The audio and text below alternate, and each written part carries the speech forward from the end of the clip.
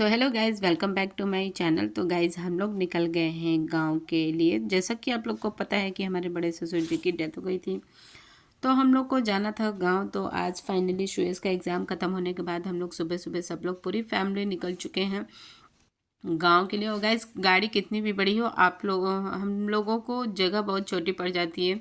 पहले हमारे पास डिज़ायर थी, बट उसमें लगता था कि बहुत स्पेस कम है, तो फिर हम लोगों ने उसके बाद ये गाड़ी ली, स्कॉर्पियो एन।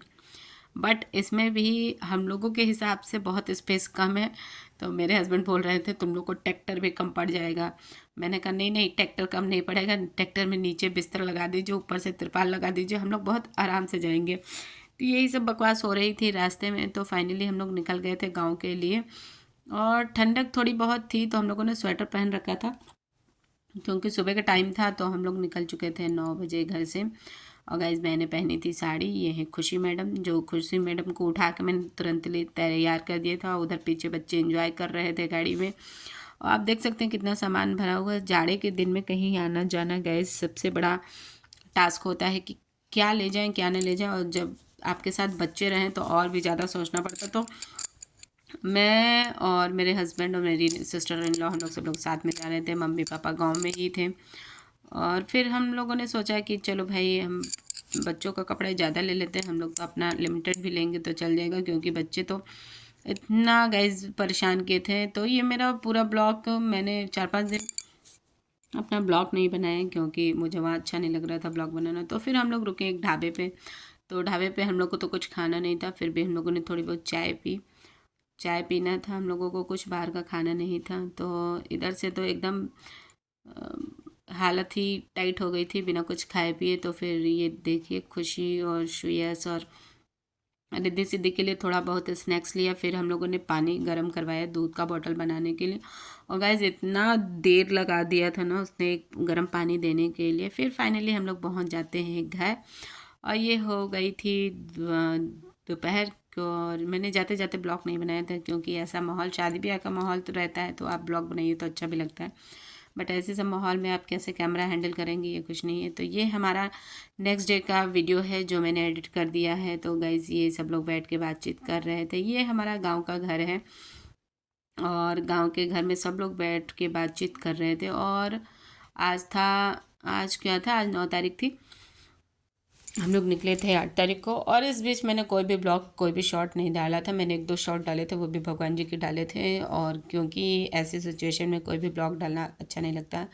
तो गाइज़ हो चुकी थी रात। तो रात में मैं, और आप लोग देख सकते हैं कि हमारे गांव का कमरा कितना छोटा सा है। हम लोग इसी में एडजस्ट हो गए थे, चारों पांचों लोग।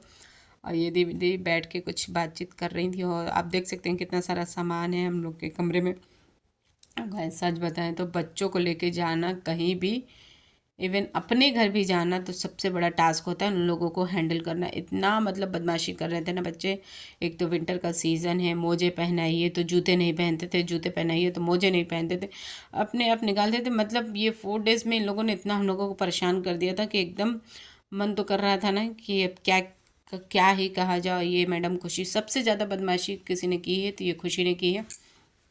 क्योंकि खुशी ना किसी के पास जा रही थी, ना चैन से कमरे में बैठ रही थी, और ना ही भाई सब सो रही थी। तो मुझे तो इतना आपकी गुस्सा है ना इसके ऊपर। फिर भी हम लोग गए अपने ब्लॉग में। तो आज का ब्लॉग मेरा कम से कम यहीं पे एंड होता है। खुशी मैडम को देख लीजिए, रोए जा रही हैं, रोए जा रही हैं।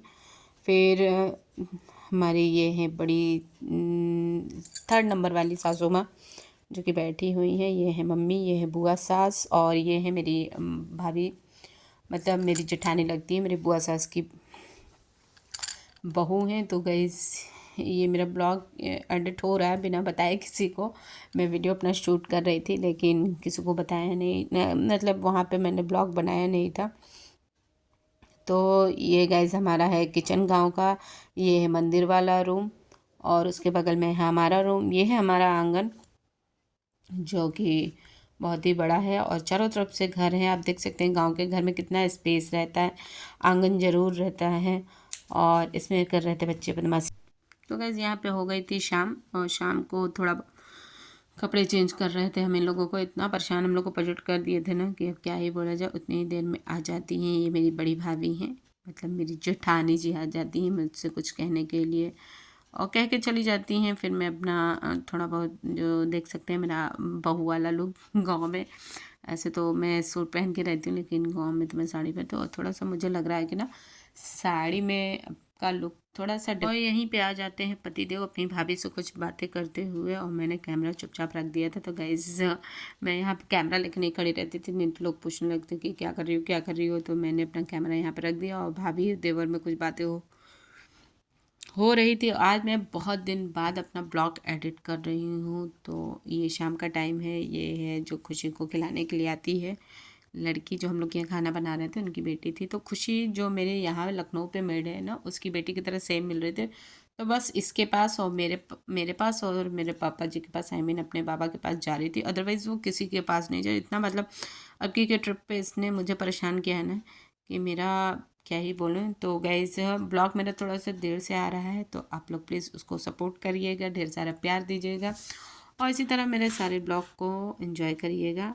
बाय बाय, मिलते हैं नेक्स्ट ब्लॉग में।